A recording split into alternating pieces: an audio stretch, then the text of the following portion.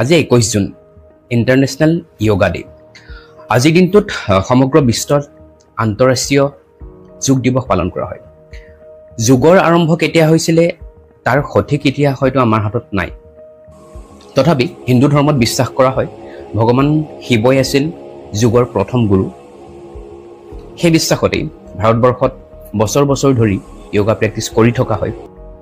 কিন্তু এই য়োগাই আন্তঃৰাষ্ট্ৰীয় পৰ্যায়ত মৰ্যাদা কেতিয়া পায়?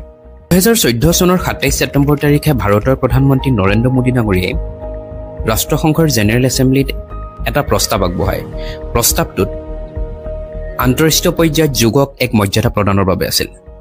আৰু সেই বছৰৰে 11 ডিচেম্বৰ তাৰিখে ইউনাইটেড নেশ্যন জেনেৰেল এছেম্বলিয়ে এখন ৰিজলিউশ্যন গ্ৰহণ কৰে। ৰিজলিউশ্যনখনত 177খন দেশৰ প্ৰতিনিধিসকলে সমৰ্থন জনায় আৰু সেই ৰিজলিউশ্যনৰ মতে 21 জুন দিনটো আন্তঃৰাষ্ট্ৰীয় পৰ্যায়ত আন্তঃৰাষ্ট্ৰীয় যোগ দিৱস হিচাপে পালন কৰা হ'ব।